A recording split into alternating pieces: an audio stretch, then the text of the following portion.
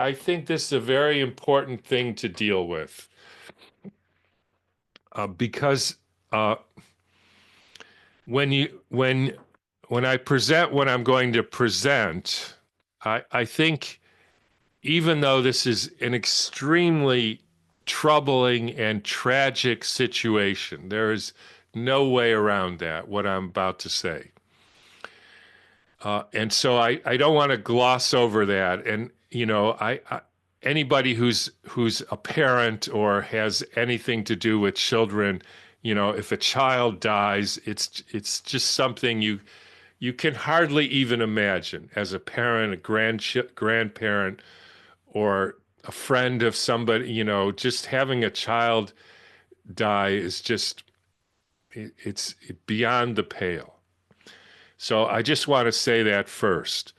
But the circumstances of this situation with the measles child who died, apparently a 6-year-old boy, uh, in some ways also presents an opportunity to have this never happen again. And I am not here to say somehow that makes what happened better, because it doesn't. And that would be ridiculous to even think that. But, here we are, and what happened happens. And so let's try to unpack what actually happened. Now, I want to be very clear that what I'm about to say, I'm getting from sources, and I have not been able to verify this myself. And so I would say it's possible that I could be incorrect about this, but I would say that it's a serious enough situation and a serious enough and important enough claim that I think the claim needs to be put out there, because it is out there. It's not just me who found this. Obviously, I didn't find this. So that it needs to be put to rest one way or another. So, what am I talking about here? So, I've heard, and again, I'm not saying this is verified or 100% accurate. I'm saying that it is something that has come up which needs to be addressed so that we all know without any shadow of a doubt whether what this story that I'm about to relate is actually true. So, given what I said last time, that there is no evidence for a specific disease called measles, that should be obvious. There is no evidence for any virus called a measles virus. This is a non-specific illness that happens in various situations in children where they get uh, affected in some ways, either nutritionally or some sort of toxic exposure or whatever. Something happens, and then they go through a sort of a detoxification process. That's not important right now. What's important is we already know that there is no illness called measles that's specific, and nobody has ever demonstrated that there's a measles virus. But this claim seems to be hugely important to the whole virus and vaccine scam. So the first thing I want to go is this was again something I received, and I haven't verified this, but it's certainly something that needs to be investigated. So this is a former Oregon Health Authority employee. When both Oregon and Washington health authorities created a fake measles outbreak in 2019, this was the same time they were considering legislation to whether to mandate vaccines or keep going with religious exemptions or all that stuff. So let me just read what he says. I was a fiscal analyst for the Immunization Programs Division of the Oregon Health Authorities, working on Floor 4 of the Portland State Office Building under Mimi Luther. You should query the vaccine adverse reaction data in a public records request from a system called Alert IIS or 2S. Also, the 2019 measles outbreak in Vancouver, Portland was fake. They made it up in order to change Washington's law. I know because when I was writing SQL queries on the Sentinel database, I tried testing it against that database and nothing came up. So I asked Rex Larson why that was, and he froze. I got into the IMM drive, that's what you should ask for, and found memos that they were contracting with a PR firm to promote the fake outbreak in order to pass the bill. The way OHA does the dirty work is by instructing Medicaid's COOs to make, quote, grants that will be outside the public records law. Also, this is all on background. Oregon has a journalist shield law, and I consider Substack journalism. I've never told anybody this stuff before. So this is an extraordinary claim, essentially, and I don't know what he's talking about with the IMM drives and this kind of Sentinel database. But I know some people have looked into this and found that he was in fact working there, and these people were in fact working there. And my basic point is he's claiming that the Oregon health authorities faked a measles outbreak in order to have something happen, which was probably to pass a certain law. Now, that is a devastating claim. And I can tell you that if I was HHS secretary or in the FBI or something, one of those positions, I would take this claim very seriously, especially HHS secretary, and I would find out without any shadow of a doubt whether this is true or not. And if it was, I would make it known, and I would get the people who perpetrated this fraud to publicly admit what they did and what they knew about it, so that everybody in our country and the world could know that this is what happened, and that some people, and hopefully we would even get the names and the positions of the people who perpetrated this fraud, would actually fake a measles outbreak in order to accomplish a legislative victory having to do with vaccines.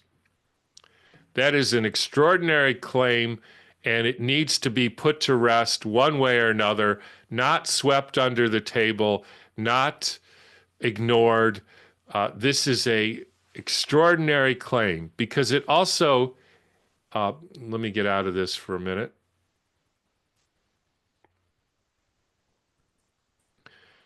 It also goes along with the claim, and again, I'm going to say it for the third time.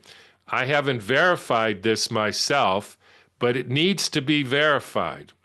This claim needs to be taken seriously because of the extraordinary nature of the claim and how this could be literally a turning point for the whole vaccine agenda.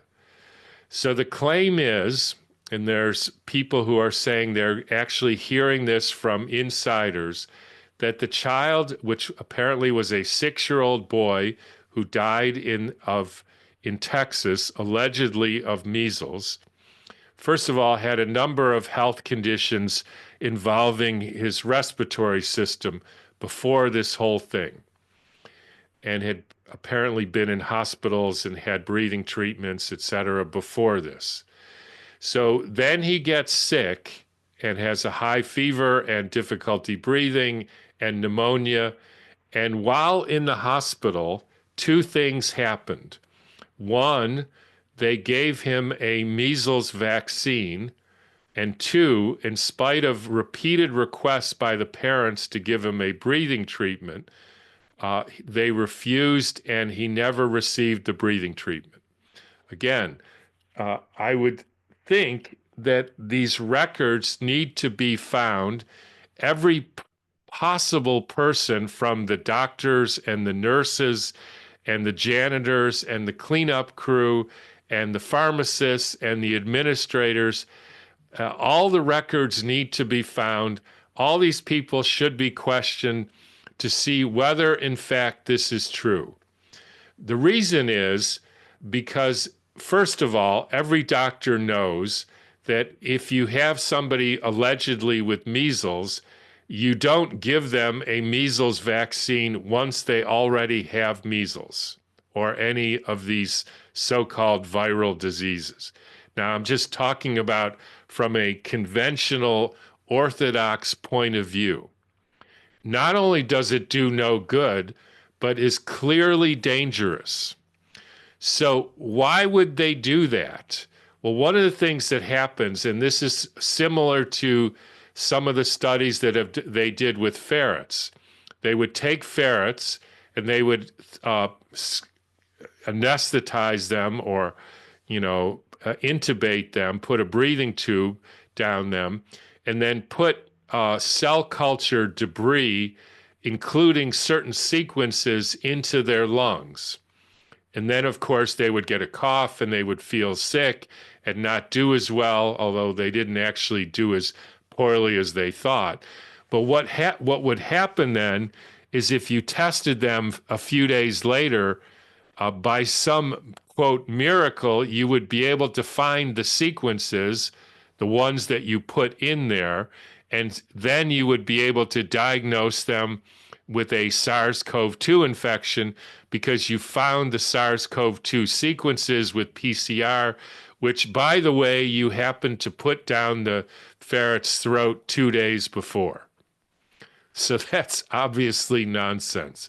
But here, if you inject a child with sequences allegedly from a measles virus, and then you test them a few days later, you will be able to claim that, yes, the PCR testing and the antibody testing shows that, in fact, they have measles, because you put the sequences in that would guarantee a positive test.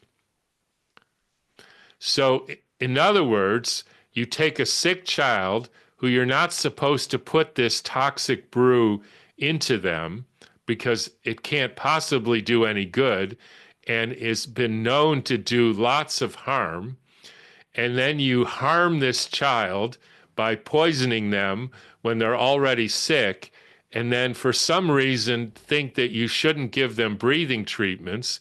And then, unfortunately and tragically, the child didn't make it. And then you're able to claim that a child died from measles.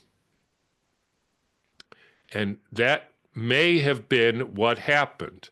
Now, again, for the fourth time, I can't prove that that happened, but this would be an extraordinarily cruel and evil thing to have done, to the point where, again, if I was involved in any way, I would absolutely question, subpoena, uh, whatever I needed to do to find the records. I wouldn't believe anybody. I would, because maybe they didn't write it in the record, or maybe they scrubbed it from the record.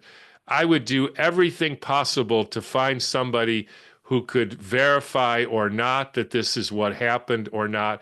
And then I would make that public, because it certainly is something that's circulating around and that people are going to be aware of. Now, if it didn't happen, I would be able to say, I have incontrovertible evidence that this didn't happen and that the child simply died of measles, and they did everything they could and there was nothing nefarious or untoward about it, except the usual nefarious and untoward things. But if, in fact, what this claim is in fact what happened, I can only imagine what it would be like for people to hear that this is what the powers that be who have this vaccine agenda, who want to inject our children with measles, the lengths that they're willing to go in order to substantiate this claim and carry out their agenda. I would have these doctor who ordered this, or the nurse who gave it, or the orderly who was there, literally publicly say, maybe I would shield their identity, in affidavits swear that this is what happened, and let everybody see for themselves what the people who are pushing this viral theory and this vaccine agenda are, the lengths that they're willing to go, including what they did to this child in order to push their agenda. And that's how I would play this. Now, just to say, I would be, if you're one of the people who were involved in this, either a doctor or a nurse or an orderly or an administrator, and you happen to see it, I would be very careful here and go to the right people to uh, to to start the process rolling so that you can explain to the world what you did, what you know, and who ordered you to do it or who suggested you to do it, because I doubt that this was the work of just some rogue nurse or doctor. And that brings us to the final thing, which is, can we hope that this will be something that Kennedy will investigate? And here is what he said about the current measles alleged outbreak. He recognizes the serious impact and that he's supported the Texas Department of Health by sending them 2,000 MMR doses. He's doing lab support so they can better track the virus. He's communicating with health officials so to see what their response is. He's providing communication materials. He's giving them some synthetic vitamin A, and this is a top priority, and they're on it. This sounds like something exactly that any of the pro-vaccine people, virus people would say. And then there was another one, which was another thing that came from the secretary. Vaccines not only protect individual children from measles, but also contribute to community immunity, protecting those who are unable to be vaccinated due to medical reasons. If this is what we call following the science, I would love to see the actual science where we know, that measles is a specific entity, that it provides community immunity, and that it protects the people who are, quote, unable to be vaccinated. We've been hearing this stuff for years now. It seems to be the same old thing. So I would be very cautious about if you're a whistleblower and you have inside knowledge as to what happened, about who you expect to follow up with this. And frankly, I don't know who you should go to.